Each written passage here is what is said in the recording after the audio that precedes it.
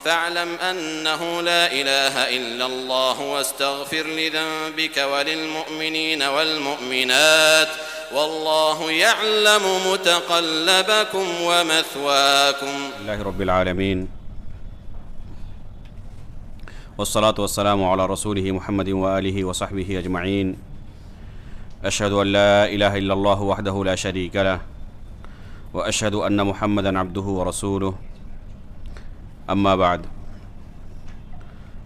محترم و مکرم حاضرین، اللہ رب العالمین کا سب سے پہلے ہم شکریہ ادا کرتے ہیں کہ اللہ رب العالمین نے ہمیں اس مسجد میں دین کے ایک بہت ہی اہم مسئلے کے متعلق کچھ سیکھنے کے لیے جمع ہونے کی توفیق عطا فرمائی.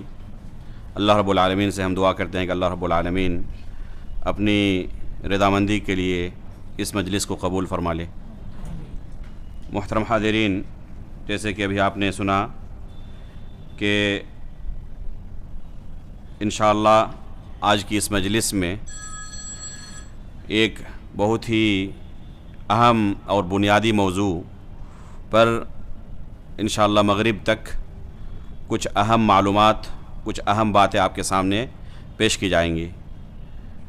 وہ مسئلہ ہے کلمہ توحید کا معنی، مفہوم، اس کے ارکان، شروط اور نواقض کا.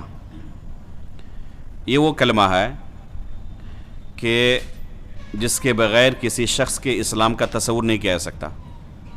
اگر کوئی شخص اسلام کے اندر داخل ہونا چاہے، کوئی شخص مسلمان بننا چاہے، تو اسے سب سے پہلے اسی کلمے کا مطالبہ کیا جاتا ہے کہ وہ کلمہ لا الہ الا اللہ کی گواہی دے. وہ یہ کہے اشہد ان لا الہ الا اللہ و اشہد ان محمدا عبدہ و رسولہ. اس کلمے کے پہلے جز لا الہ الا اللہ کے متعلق یہ مجلس سجائی گئی ہے، اور اس کے لیے اس کتاب کا آپ کے سامنے انتخاب کیا گیا ہے، جو کہ کلمہ لا الہ الا اللہ کی فضیلت، اس کے معنی، ارکان، شروط اور نواقض پر ہے. یہ کتاب اصل میں نے مدارس کے طلباء کے لیے تیار کیا ہے کہ وہ اسے حفظ کر لیں. بہت مختصر ایک متن ہے، اور ساتھ ہی میرا مقصد یہ تھا کہ مساجد کے اندر عام لوگوں کے لیے اردو زبان میں، یا جس علاقے میں جو زبان بولی جاتی ہے وہاں کے علماء اس زبان میں اس کے مسائل کو لوگوں کے سامنے بیان کریں. اس مقصد سے اس کتاب کو تیار کیا گیا ہے. چونکہ یہ متن ہے تو کافی اختصار سے اس میں کام لیا گیا ہے. انشاءاللہ ہم کوشش کریں گے کہ لا الہ الا اللہ کی فضیلت، اس کا معنی کیا ہے، اس کے ارکان کیا ہیں، اور شروط، کم از کم یہ مسائل آج کے درس میں آ جائیں. چونکہ وقت کافی مختصر ہے اور پوری کتاب کو ختم کرنے کے لیے یہ وقت کافی نہیں ہے، الا کہ بہت تیزی کے ساتھ پڑھا جائے اور اس میں بہت یعنی فائدہ حاصل ہوتا نہیں، اصل مقصد حاصل نہیں ہو پاتا. ویسے بھی آپ اس مسجد میں شیخ عبدالعلی مدنی حفظہ اللہ سے نواقض اسلام پر مستقل درس سن رہے ہیں، تو یہ آخری باب اس کا جو ہے وہی نواقض اسلام پر ہے. تو انشاءاللہ نواقض کے بارے میں وقت رہا تو آخر میں اختصار کے ساتھ چند قواعد کی طرف اشارہ کیا جائے گا. اور ابھی ہم یہی ٹارگٹ لے کر چلیں گے کہ اس کلمے کے شروط کیا ہیں، کم از کم اس مسئلے تک ابھی مغرب سے پہلے تک پڑھ لیا جائے اور ہم وہاں تک پہنچ جائیں. اس لیے بلا تاخیر انشاءاللہ اس کتاب کا درس اور اس کتاب کی شرح شروع کی جا رہی ہے. کوئی پڑھنے والا ہے یا پڑھوں میں ہی؟ کوئی پڑھیں گے یا میں پڑھتا ہوں انشاءاللہ.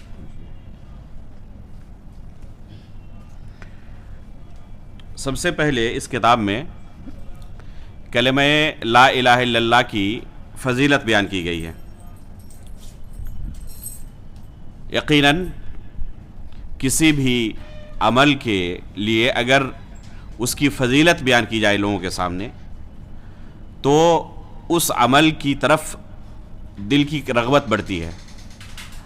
اسی وجہ سے آپ پائیں گے شریعت کے اندر بے شمار ایسے اعمال ہیں جن کے تعلق سے کتاب و سنت میں خصوصی فضیلت وارد ہے، اور اگر علی الاطلاق کہا جائے کہ سب سے زیادہ کس عمل کی فضیلت آئی ہوئی ہے تو وہ اسی کلمے کی فضیلت ہے، اس سے زیادہ کسی دوسرے عمل کی فضیلت شریعت میں نہیں ہے۔ چنانچہ اس کلمے کی فضیلت پر اگر جتنی حدیثیں وارد ہیں ان تمام احادیث کو جمع کیا جائے تو ایک ضخیم کتاب بن جائے گی۔ اس کلمے کی فضیلت پر جتنی حدیثیں وارد ہیں، تو ظاہر سی بات ہے کہ تمام احادیث کو آپ کے سامنے یہاں پیش کرنا نہ مقصود ہے نہ ممکن ہے، تو ان احادیث میں سے چند احادیث کا میں نے شروع میں انتخاب کیا ہے جس سے اس کلمے کی فضیلت کے متعلق ایک تصور آ جائے ذہن میں کہ شریعت کے اندر اس کلمے کی اہمیت کیا ہے اور اس کی کیا فضیلت ہے۔ اگر اس کلمے کے جو تقاضے ہیں ان تقاضوں کو ہم پورا کریں، جو ہم سے مطلوب ہے وہ مطلوب ہم پورا کریں، ہم عمل کریں اس پر کما حقہ، تو ہمیں کیا ملنے والا ہے۔ تو پہلے اس فضیلت کو ہم سنتے ہیں۔ پہلی حدیث، اس تعلق سے بہت ساری احادیث ہیں جن میں سے چند احادیث کا میں نے انتخاب کیا ہے۔ پہلی حدیث جو ذکر کی ہے وہ ہے اللہ کے رسول صلی اللہ علیہ وسلم فرماتے ہیں، اور یہ حدیث صحیح بخاری اور صحیح مسلم دونوں میں ہے، فرماتے ہیں الایمان بضع وسبعون او بضع وستون شعبۃ فافضلها قول لا الہ الا اللہ وادناها اماطۃ الاذى عن الطریق والحیاء شعبۃ من الایمان۔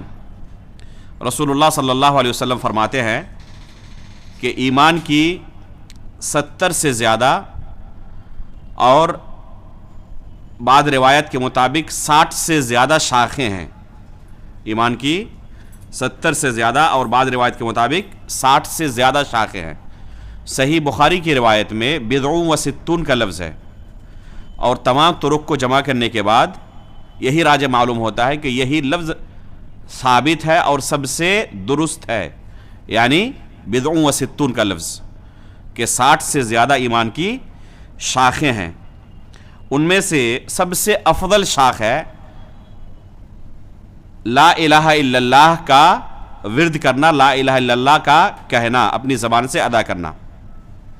وَأَدْنَاهَا إِمَاطَةُ الْأَذَى عَنِ الطَّرِيقِ، اور سب سے ادنا درجے کی شاخ ہے کہ راستے سے کوئی تکلیف دہ چیز آپ ہٹا دیں، دور کر دیں تاکہ لوگوں کو پریشانی نہ ہو۔ وَالْحَيَاءُ شُعْبَةٌ مِّنَ الْإِيمَانِ، اور حیا بھی ایمان کی ایک شاخ ہے۔ اس کی تفسیر میں محدثین نے کہا ہے شعبۃ یعنی شعبۃ عظیمہ، ایک عظیم شاخ ہے، ایک بہت بڑی شاخ ہے شرم و حیا کرنا۔ شرم و حیا کرنے کا مطلب کیا ہے؟ شرم و حیا کرنے کا مطلب یہ ہے کہ جس چیز سے اللہ رب العالمین کے سامنے بندہ پیش ہونے سے شرمندگی محسوس کرے، ان تمام چیزوں سے اپنے آپ کو دور رکھنا۔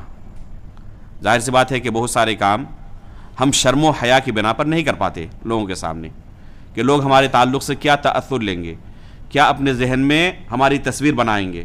اس وجہ سے شرم و حیا کی بنا پر بہت سارے کام ہم انجام نہیں دیتے۔ تو یہی شرم و حیا اللہ رب العالمین کے تعلق سے بندے کے دل میں آ جائے تو ایک بہت بڑی شاخ ہے۔ اس کا معنی یہ نہیں ہے کہ دین کا علم حاصل کرنے سے کوئی بندہ شرم و حیا سے دور ہو جائے۔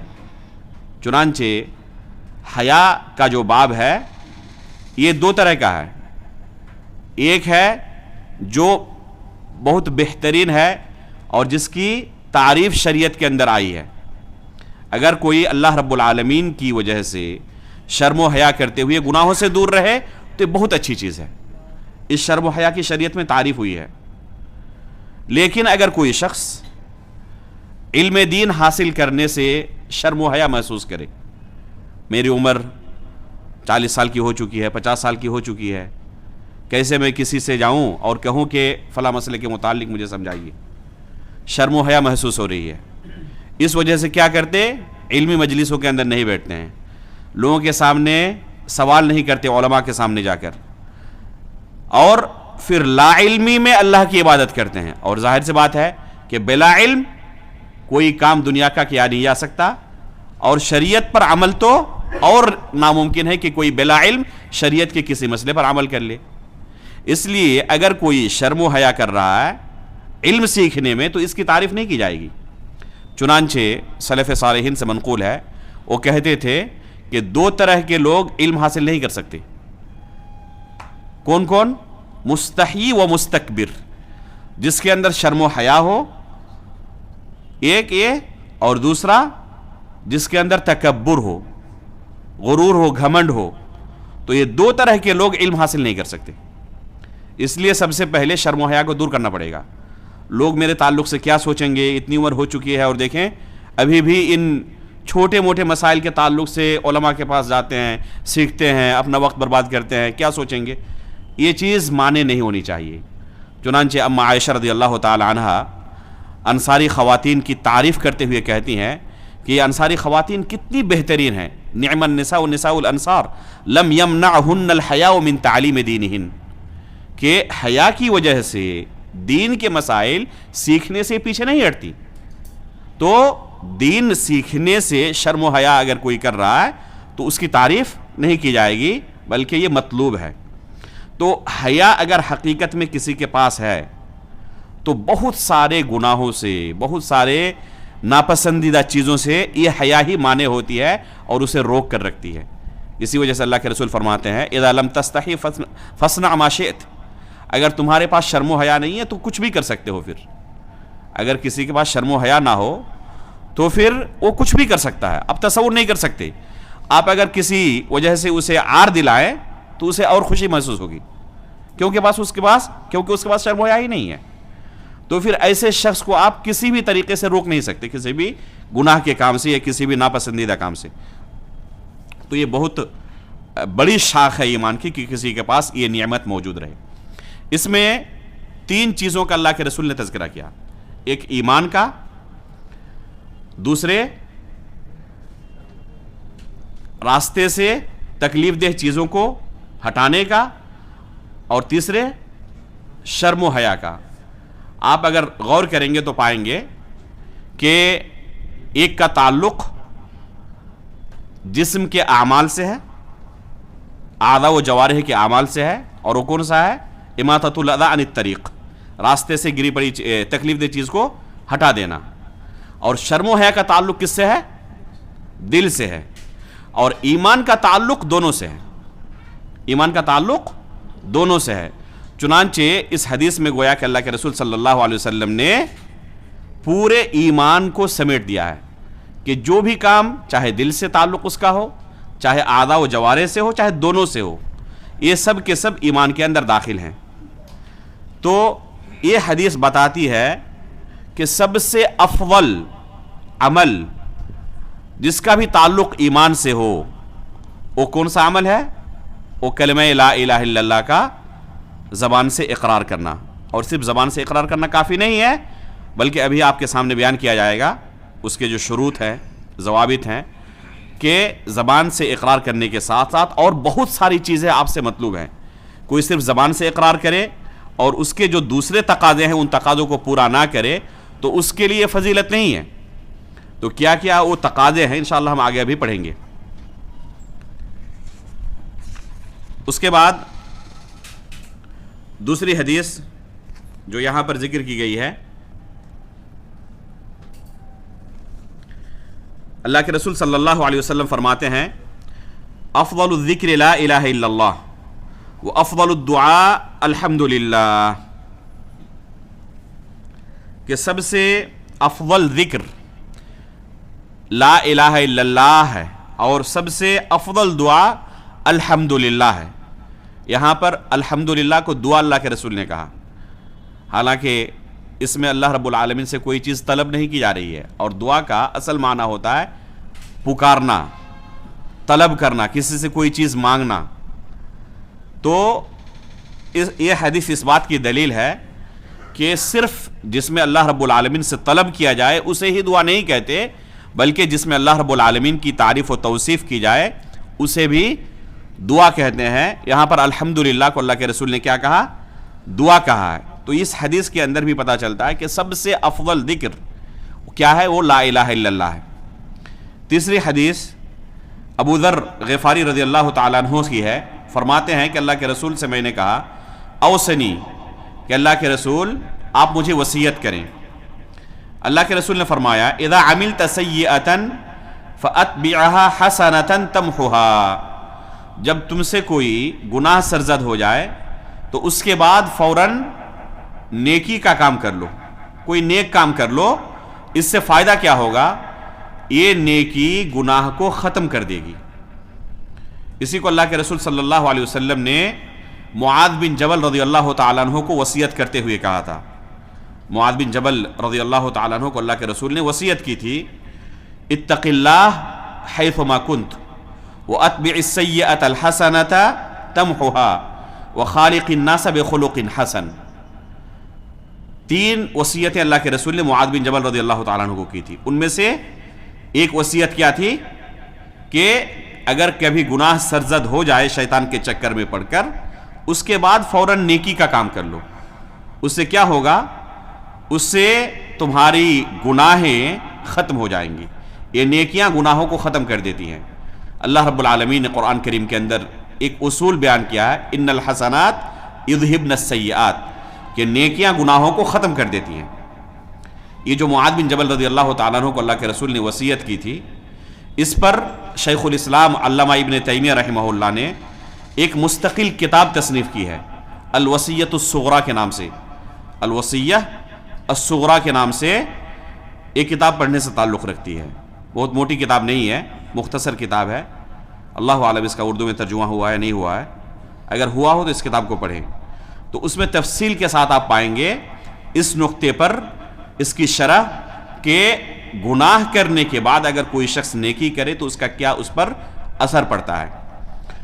تو یہ اللہ کے رسول نے انہیں وصیت کی۔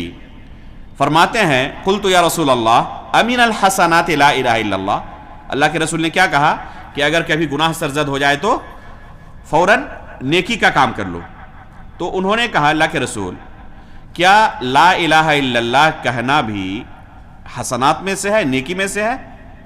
تو اللہ کے رسول نے کیا فرمایا یہ افضل الحسنات، یہ صرف نیکی ہی نہیں سب سے بہترین نیکی ہے، سب سے بہترین نیکی ہے اگر کوئی لا الہ الا اللہ کا ورد کرتا ہے۔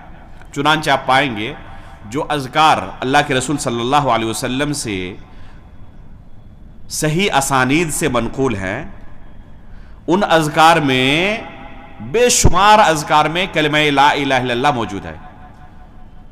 مثلا سبحان اللہ الحمدللہ ولا الہ الا اللہ اللہ اکبر، یہ 4 کلمات، بہت فضیلت اس کی آئی ہوئی حدیث سے، احادیث میں اس کی بہت فضیلت آئی ہوئی ہے۔ تو ان کلمات میں سے ایک کلمہ کون سا ہے؟ کلمہ لا الہ الا اللہ۔ اسی طرح اذان میں، اقامت میں اس کلمے کو آپ دہراتے ہیں۔ تو بہت ساری جگہوں پر شریعت میں اس ذکر کے تعلق سے خصوصی احادیث وارد ہیں۔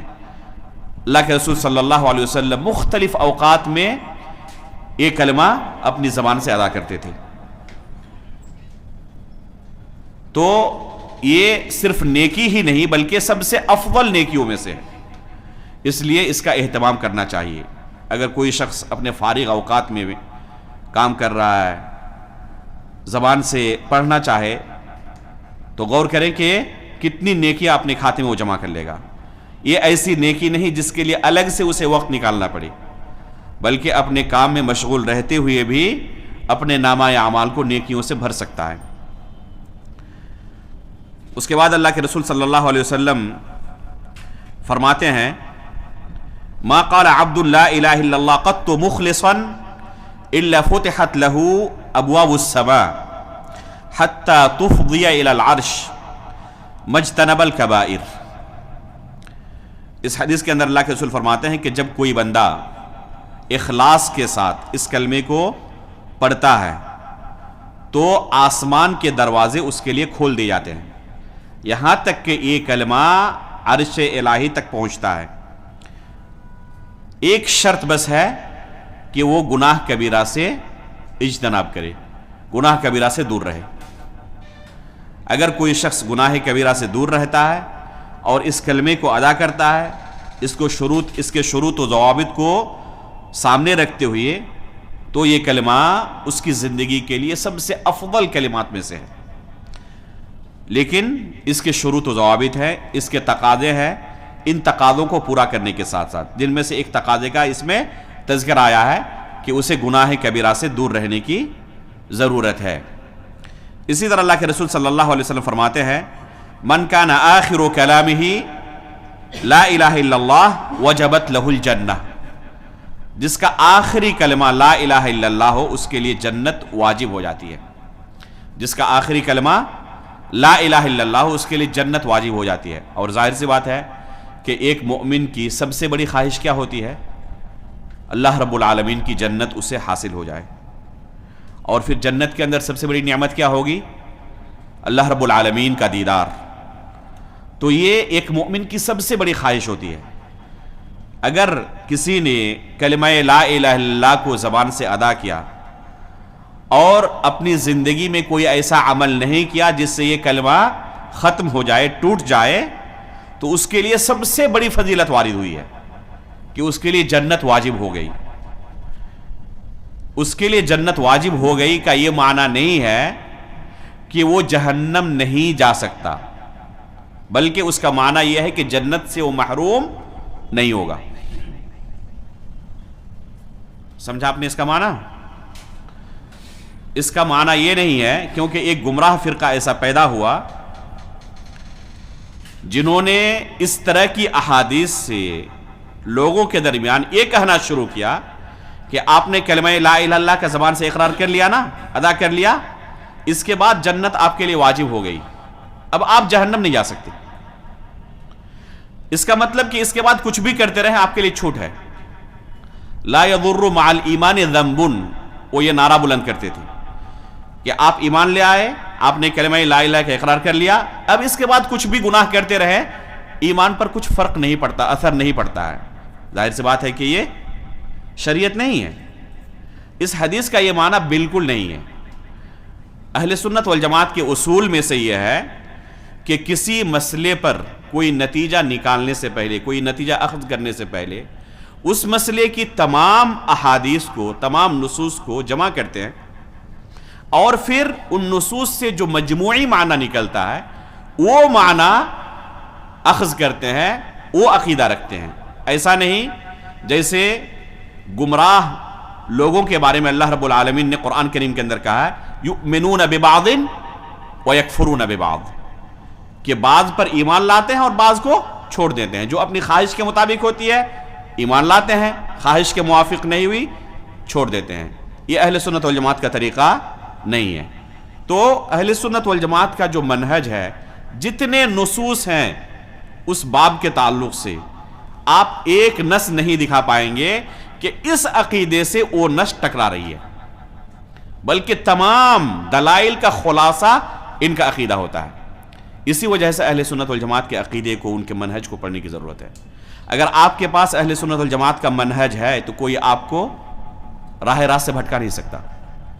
اہل سنت والجماعت کا اس باب میں منہج کیا ہے کہ ایک شخص جو کلمہ لا الہ الا اللہ کا اقرار کر لیتا ہے وہ اسلام کے اندر داخل ہو گیا.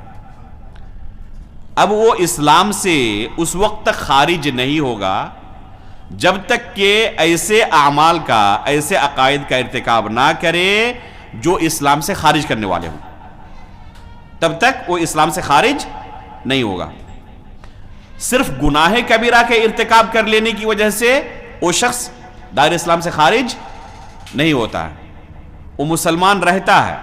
لیکن ایسا بھی نہیں کہ یہ گناہ کرتے جائے اور اس کے ایمان پر کوئی اثر بھی نہ پڑے، بلکہ جیسے جیسے وہ گناہ کرتا جائے گا یہ کلمہ لا الہ الا اللہ کمزور اس کا ہوتا جائے گا. وہ مؤمن کامل اب نہیں رہ جائے گا، اس کے ایمان کے اندر کمی آتی جائے گی.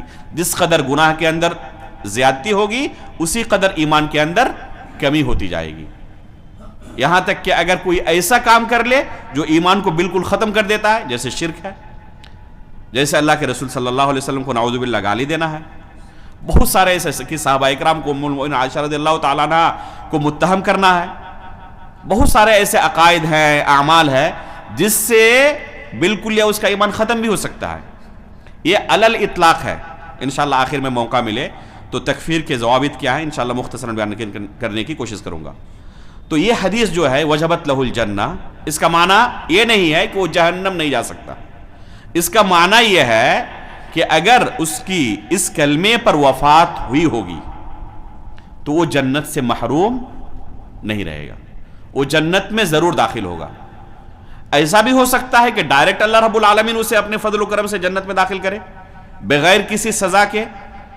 ایسا بھی ہو سکتا ہے کہ اس کے گناہ کے بقدر اسے سزا دے، لیکن اگر سزا دے گا، ایمان پر اس کی وفات ہوئی ہے، اس کلمے پر وفات ہوئی ہے، ایک کلمہ اس کا ختم نہیں ہو گیا ہے، ایک کلمہ باقی تھا جب اس کی وفات ہوئی، تو وہ شخص جنت سے محروم نہیں رہے گا، جہنم سے ایک نہ ایک دن نکالے گا اللہ رب العالمین اسے اور اسے جنت میں داخل کرے گا. یہ ہے اس حدیث کا معنی. تو جس کی زندگی میں ایک کلمہ ہے وہ جنت سے محروم نہیں ہوگا.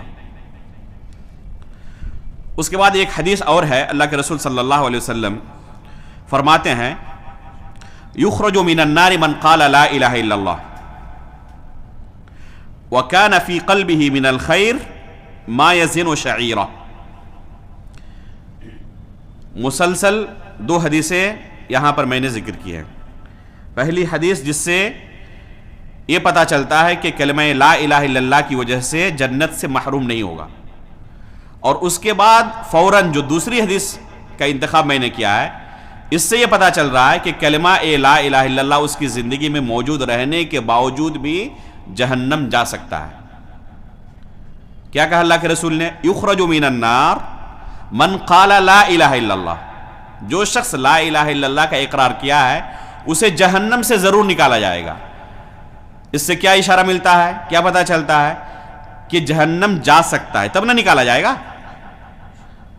تو دونوں حدیثوں کو آپ جمع کر کے جب نتیجہ نکالیں گے تو کیا ہوگا کہ کیا کہتے ہیں وجبت لہ الجنہ کا یہ معنی نہیں ہے کہ جہنم نہیں جا سکتا وہ، جیسا کہ مرجیہ کہتے ہیں کہ اس نے کلمہ لا الہ کا اقرار کر لیا، اب وہ جہنم نہیں جا سکتا، چاہے اس کے بعد کچھ بھی کرتا رہے، زنا کرتا رہے، چوری کرتا رہے، کچھ بھی کرتا رہے، گناہ کبیرہ کا ارتکاب کرتا رہے، اب اس جہنم نہیں آ سکتا، اس کے ایمان پر کچھ بھی فرق نہیں پڑتا. تو یہ اہل سنت والجماعت کا عقیدہ نہیں ہے. کلمہ لا الہ الا اللہ کا اقرار کرنے کے باوجود بھی جہنم جا سکتا ہے، البتہ جہنم میں ہمیشہ نہیں رہے گا. یخرج من النار، اللہ کے رسول فرماتے ہیں کہ جہنم سے نکالا جائے گا انہیں، جس کی زندگی میں لا الہ الا اللہ ہوگا. من قال لا الہ الا اللہ وکان فی قلبہ من الخیر ما یزن شعیرۃ. خیر کا اس کے دل میں جو کے دانے کے برابر بھی اگر مقدار موجود ہو تو وہ شخص جہنم میں ہمیشہ نہیں رہے گا. ثم یخرج من النار من قال لا الہ الا اللہ وکان فی قلبہ من الخیر ما یزن برہ. اس کے بعد ہر وہ شخص جس نے کلمہ لا الہ الا اللہ کا اقرار کیا ہے اسے جہنم سے نکالا جائے گا اگر اس کی زندگی میں گیہوں کے دانے کے برابر بھی کوئی خیر موجود ہوگا. اس کے بعد پھر اللہ کے رسول فرماتے ہیں ثم یخرج من النار من قال لا الہ الا اللہ وکان فی قلبہ ما یزن من الخیر ذرۃ. اور یہ حدیث متفق علیہ ہے، صحیح بخاری کے اندر بھی، صحیح مسلم کے اندر بھی ہے، کہ آخر میں ہر وہ شخص جس نے کلمہ لا الہ الا اللہ کا اقرار کیا ہے اور اس کی زندگی میں ذرے کے برابر بھی خیر موجود ہے تو وہ جہنم میں ہمیشہ نہیں رہے گا، اسے جہنم سے نکالا جائے گا، جنت میں داخل کیا جائے گا اگر ذرے کے برابر بھی اس نے خیر کا کام کیا ہے. یہ ذرے سے جو مثال دی گئی ہے سمجھ رہے ہیں یہ کون سی مثال ہے؟ یعنی ادنا سے ادنا بھی اس کی زندگی میں کوئی خیر ہو. ذرہ کسے کہتے ہیں؟ اتنے باریک ہوتے ہیں جو ننگی آنکھوں سے نہیں دیکھے جا سکتے. یہاں ذرے موجود ہیں لیکن دیکھ پا رہے ہیں؟ یہ ذرے کب نظر آتے ہیں؟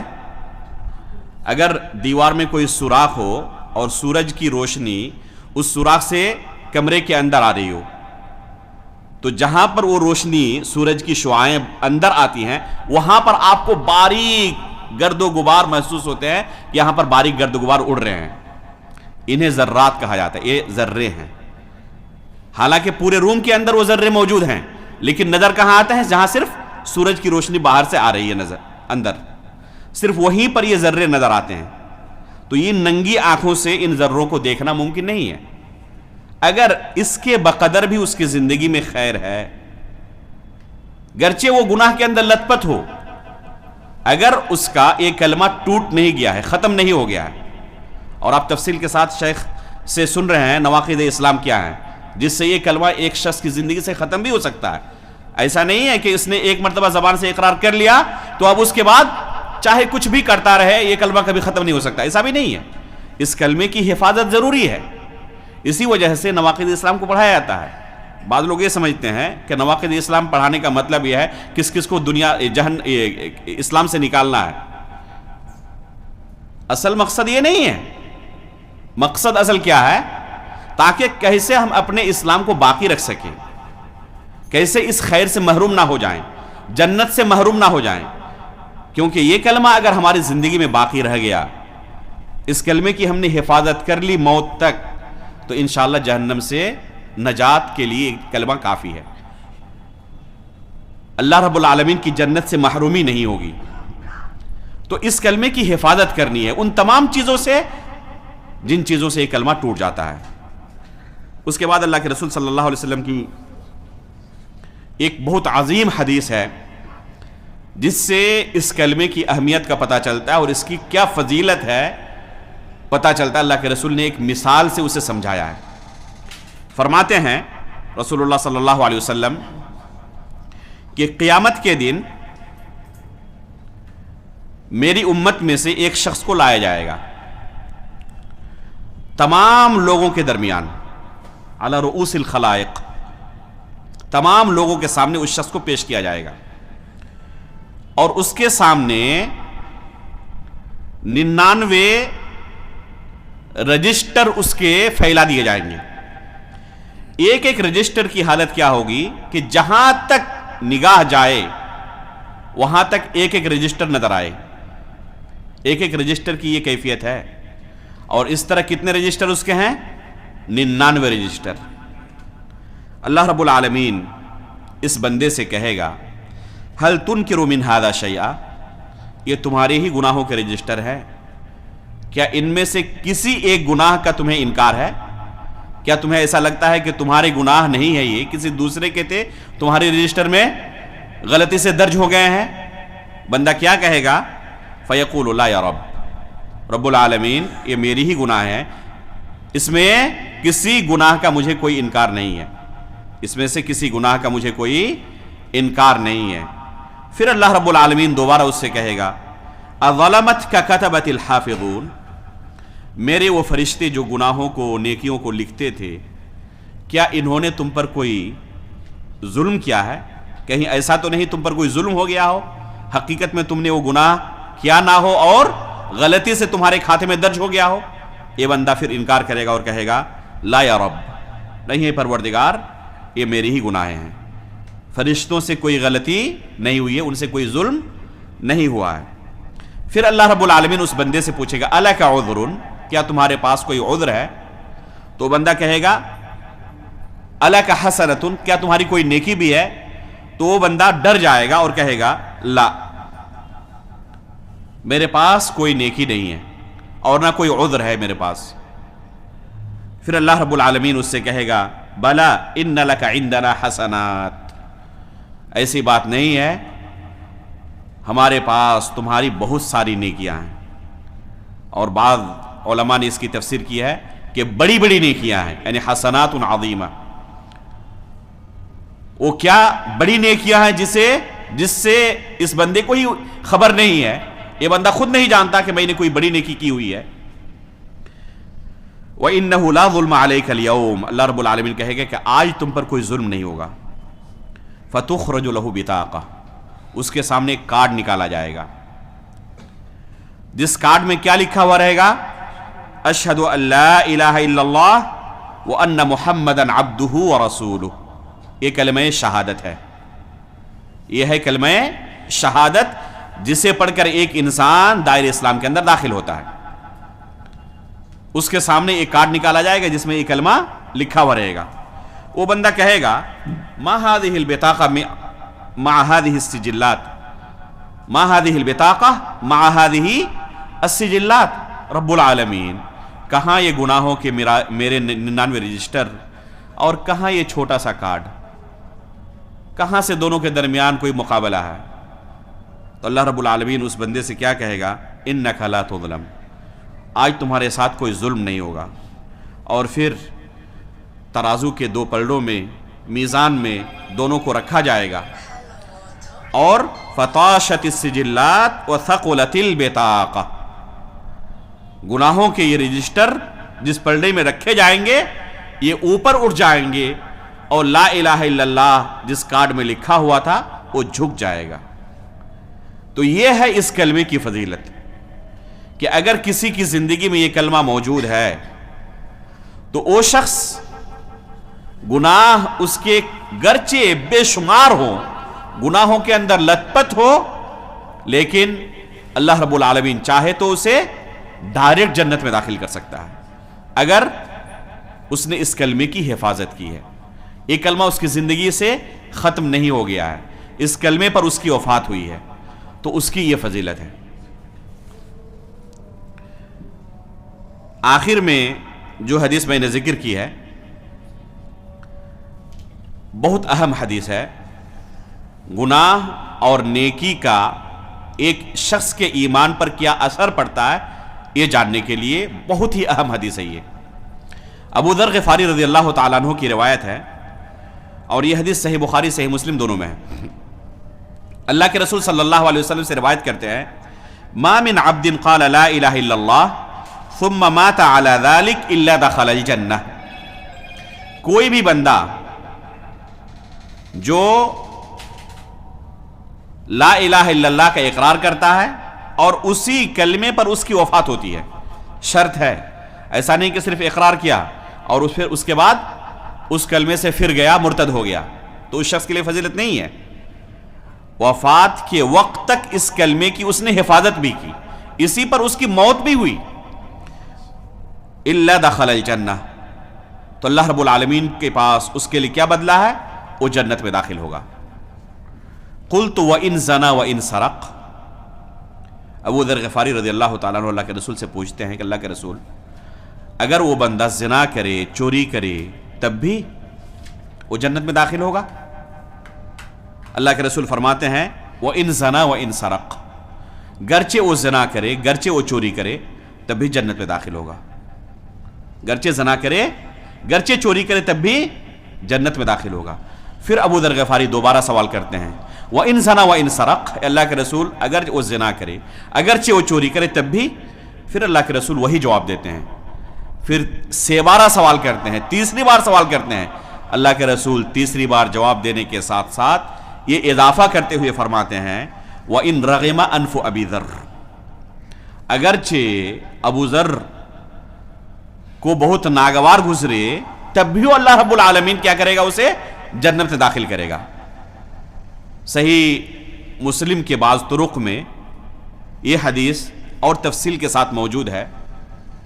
अबू दर ग़िफ़ारी रज़ी अल्लाह ताला अन्हु उस मजलिस से निकल रहे थे और बार बार इस आखिरी कलमे को अल्लाह के रसूल को दोहरा रहे थे, व इन रग़िमा अनफ़ु अबी ज़र, व इन रग़िमा अनफ़ु अबी ज़र, व इन रग़िमा अनफ़ु अबी ज़र, बार बार इस कलमे को दोहरा रहे थे कि अबू ज़र गरचे तुम्हें नागवार गुजरे, अल्लाह रब्बुल आलमीन से जन्नत में दाखिल करेगा। अबू ज़र तुमको बहुत गिरा गुजर रहा है ना कि ज़िना किया, चोरी किया, फिर भी अल्लाह ताला जन्नत में दाखिल करेगा, लेकिन फिर भी अल्लाह ताला उसे जन्नत में दाखिल करेगा। बार बार इस कलमे को अबू ज़र ग़िफ़ारी रज़ी अल्लाह ताला अन्हु दोहरा रहे थे।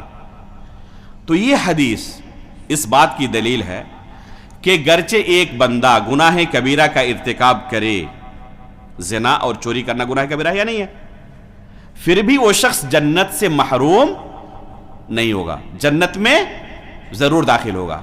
लेकिन क्या इस हदीस के अंदर अल्लाह के रसूल ने यह कहा कि वो जहन्नम में दाखिल नहीं होगा? इसमें यह नहीं है, इसमें यह है कि जन्नत में दाखिल होगा। तो गुनाह कबीरा की वजह से एक शख्स जन्नत से महरूम नहीं होगा।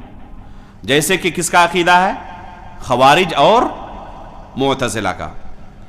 आप गौर करें कि अहले सुन्नत वल जमात के मनहज से अगर कोई शख्स ज़र्रा बराबर इधर उधर हटे, जैसे कि अल्लाह के रसूल ने क्या कहा था ترکتکم علی المحجۃ البیضاء لیلها کنہارها لا یزیغ عنها بعدی الا ہالک، میں تمہیں ایک واضح اور روشن شاہراہ پر چھوڑ کر جا رہا ہوں، راتیں بھی جس کی دن کے اجالے کی طرح روشن ہیں، کوئی بندہ ادھر ادھر ذرہ برابر اس راستے سے ہٹے گا نا تو اس کا ٹھکانہ کیا ہے جانتے ہو؟ ہلاکت ہے۔ لا یزیغ عنہا بعدی الا ہالک، اس راستے سے ادھر ادھر جو بھی ہٹا اس کا انجام ہلاکت ہے، وہ ہلاک ہو جائے گا، برباد ہو جائے گا، تہس نہس ہو جائے گا وہ۔ تو اس راستے سے ادھر ادھر ہٹنے کا یہی انجام ہے۔ اللہ کے رسول صلی اللہ علیہ وسلم یہ حدیث صحابہ اکرام کے سامنے بیان کر رہے تھے، انہوں نے کیا سمجھا ان احادیث سے؟ اگر ہمارا فہم انہی صحابہ اکرام کی طرح ہے تب تو ہمارے لیے خوشخبری ہے، لیکن اگر ان صحابہ اکرام کے منہج پر ہمارا فہم نہیں ہے، ان کے فہم کے مطابق ہمارا فہم نہیں ہے، ادھر ادھر ہم ہٹنے کی کوشش کر رہے ہیں، تو ظاہر سی بات ہے کہ یہیں سے ہلاکت کا راستہ شروع ہوتا ہے۔ چنانچہ آپ غور کریں کہ صحابہ اکرام کے فہم کے مطابق اگر کوئی شخص کتاب و سنت کو نہ سمجھے تو کیسے گمراہ ہو سکتا ہے؟ اس حدیث میں کن دو گناہ کبیرہ کا تذکرہ آیا ہے؟ زنا کرنا اور چوری کرنا۔ کیا کہا اللہ کے رسول نے؟ زنا کرنے اور چوری کرنے کے باوجود بھی وہ کہاں جائے گا؟ جنت میں جائے گا، ٹھیک ہے؟ ایک جماعت جو اپنے آپ کو امت مسلمہ کی طرف منسوب کرتی ہے اس کا نام ہے مرجیہ۔ اس طرح کی جو حدیثیں ہیں جس میں لا الہ الا اللہ کی فضیلت ہے یا نیک اعمال کی فضیلت ہے، انہوں نے صرف ان احادیث کو لیا جن احادیث میں فضیلت وارد ہے، اور جن احادیث میں وعید ہے ان کو بالکل نظر انداز کر دیا۔ حالانکہ ابھی شروع میں آپ کے سامنے کہا گیا تھا کہ صحابہ اکرام، تابعین، تبع تابعین، سلف صالحین کا کیا منہج ہے؟ تمام احادیث کو سامنے رکھتے ہیں، تمام نصوص کو سامنے رکھتے ہیں، اور اس سے جو مجموعی نتیجہ نکلتا ہے یہ ان کا عقیدہ ہوتا ہے۔ یؤمنون ببعض ویکفرون ببعض کا نظریہ اور منہج نہیں ہوتا، ٹھیک ہے؟ مرجیہ نے کیا صرف ان احادیث کو لیا جن میں فضیلت وارد تھی۔ اسی کے بالمقابل ایک دوسرا گمراہ فرقہ پیدا ہوا، خوارج اور معتزلہ کا۔ وہ کیا انہوں نے صرف ان احادیث کو لیا جن میں صرف وعید تھی، یہ کام کرنے سے جہنم، یہ کام کرنے سے جہنم جائے گا بندہ، صرف ان احادیث کو لیا۔ چنانچہ اسی گناہ کی وجہ سے وہ کیا کہتے ہیں کہ اگر کسی سے زنا کا سرزد ہو جائے، کسی سے زنا سرزد ہو جائے، کسی سے چوری سرزد ہو جائے تو اب اس کا معاملہ ختم ہو چکا، اب وہ شخص جنت نہیں جا سکتا، ایمان سے خارج، اسلام سے خارج، جنت سے خارج۔ کیا دلیل ہے؟ یہ نہ سمجھے کہ ان کے پاس کوئی دلیل نہیں ہے، وہ اپنی طرف سے صرف ہانک رہے ہیں، وہ بھی صحیح بخاری اور صحیح مسلم کے احادیث پیش کرتے ہیں۔ جیسے یہ جماعت ہے مرجیہ والی، یہ حدیث کہاں کی ہے؟ صحیح بخاری اور صحیح مسلم کی۔ وہ کہتے ہیں کہ چاہے زنا کرتے رہو، چاہے چوری کرتے رہو، کوئی فرق نہیں پڑتا ہے۔ ایسا نہیں کہ صرف اپنی خواہش کے مطابق ایسے ہی وہ دعوے کرتے رہتے ہیں، وہ دلیل بھی آپ کے سامنے رکھیں گے، صحیح بخاری اور صحیح مسلم کے احادیث پیش کریں گے، لیکن فرق کیا ہوگا؟ سلف صالحین کے فہم کے مطابق ان احادیث کو نہیں سمجھتے ہو۔ تو یہ دوسری جو جماعت ہے وہ اسی جرم کی بنا پر کیا کہتے ہیں؟ زنا کر لیا اس نے، چوری کر لیا ہے، اب اس کا معاملہ ختم، اب تو اس کے لیے جہنم ہی جہنم ہے، بس ایمان سے خارج ہو چکا ہے، اسلام سے خارج ہو چکا ہے۔ کیا دلیل ہے؟ کہتے ہیں اللہ کے رسول صلی اللہ علیہ وسلم کی حدیث موجود ہمارے پاس۔ کون سی حدیث ہے؟ فرماتے کہ اللہ کے رسول نے کہا لا یزنی الزانی حین یزنی وہو مؤمن ولا یسرق السارق حین یسرق وہو مؤمن۔ ایک زنا کرنے والا زنا کرتے وقت مومن نہیں ہوتا، اللہ کے رسول نے صراحت کے ساتھ کہا کہ وہ مومن نہیں ہوتا، ایمان سے خارج۔ ولا یسرق السارق حین یسرق وہو مؤمن، چوری کرنے والا چوری کرتے وقت مومن نہیں ہوتا، ایمان سے خارج ہو گیا۔ تو ہمارے پاس صحیح حدیث اللہ کے رسول کی موجود ہے۔ اب آپ غور کریں کہ وہی عمل ایک جماعت کہہ رہی ہے زنا کر لیا، چوری کر لیا، ایمان سے خارج، اور دوسری جماعت کیا کہہ رہی ہے؟ زنا کر لیے ہو، چوری کر لیے ہو نا، کوئی حرج نہیں ہے، تمہارے لیے جنت ہے۔ اللہ کے رسول نے کہا ہے وَإِن رَغِمَ أَنْفُ أَبِي ذَرٍ، کہ ابو ذر کو گرچہ ناگوار گزرے لیکن وہ جنت میں جائے گا۔ اب کیا خیال ہے، دونوں جماعت صحیح ہو سکتی ہے؟ اسی عمل کی بنا پر ایک کیا کہہ رہی ہے کہ وہ اب جنت نہیں جا سکتا، اور دوسرا جہنم نہیں جا سکتا، اس کے لیے جنت پکی ہے۔ ظاہر سی بات ہے کہ اللہ کے رسول کی حدیث، دونوں حدیثیں اللہ کے رسول کی ہیں، اس طرح تو ٹکرا نہیں سکتی۔ اگر اس کا یہی معنی ہو تو کیا یہ ممکن ہے کہ اللہ کے رسول ایک ہی عمل کے لیے کہے کہ وہ ہمیشہ جہنمی اور ایک ہی عمل کے لیے کہے کہ وہ ہمیشہ جنتی ہے؟ اس طرح اللہ کے رسول کی احادیث ٹکرا نہیں سکتی ہے۔ اس کا مطلب یہ ہے کہ اللہ کے رسول یہ احادیث جب اپنے صحابہ کے سامنے بیان کر رہے تھے تو اچھی طرح سمجھ رہے تھے کہ ان احادیث کا کیا معنی ہے، انہوں نے اپنے بعد آنے والوں کو کیا تعلیم دی، انہوں نے کیا سمجھا۔ ضروری ہے کہ ہم انہی کے منہج پر چلیں۔ اگر ان کے منہج پر نہ چلیں تو یہی سے خرابی پیدا ہوتی ہے۔ چنانچہ اس امت کے اندر ایسے ایسے فتنے پیدا ہوئے اسی طرح کے گناہوں کو لے کر کہ اپنے ہی مسلمان بھائیوں کو کافر کہنے لگے۔ کس وجہ سے؟ اسی طرح کی بعض احادیث کو پیش کر کے کہ اللہ کے رسول نے اس طرح کے عمل کرنے والوں کو جہنمی کہا ہے، اللہ کے رسول نے اس طرح کے عمل کرنے والے کو کہا ہے کہ وہ مومن نہیں ہوتا، اللہ کے رسول نے کفر کا اطلاق کیا ہے اس طرح کے عمل کرنے والے پر۔ جب اللہ کے رسول نے خود کیا ہے تو ہم تو کچھ نہیں کہتے اپنی طرف سے، ہم تو مترجم ہیں۔ بعض لوگ کہتے ہیں، اور افسوس کی بات یہ ہے کہ وہ اپنے آپ کو جماعت اہل حدیث سے منسوب بھی کرتے ہیں اور کہتے ہیں کہ ہماری حدیث نہیں ہے، یہ ہماری بات اپنی طرف سے نہیں ہے، ہم صرف مترجم ہیں، اللہ کے رسول کی حدیث کا صرف ہم ترجمہ آپ کے سامنے پیش کر رہے ہیں۔ لیکن کیا حقیقت میں اللہ کے رسول نے اس حدیث سے یہی معنی مراد لیا ہے؟ تو یہ اصل ہے، فہم سلف کے مطابق اگر ہم کتاب و سنت کو نہیں سمجھیں گے تو ہمارا بھی وہی حشر ہوگا جو ان گمراہ فرقوں کا ہوا۔ کیا حشر ہوا؟ اللہ کے رسول نے کیا کہا؟ لا یزیغ عنہا بعدی الا ہالک۔ یہ ہلاکت کا راستہ یہیں سے شروع ہوتا ہے۔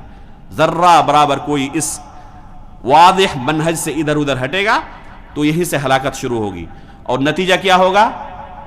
اللہ کے رسول نے جس طرح کہا ہے کہ 73 فرقے ہوں گے اس امت میں، ایک فرقہ جنت میں جائے گا اور باقی سب کے سب کہاں جائیں گے؟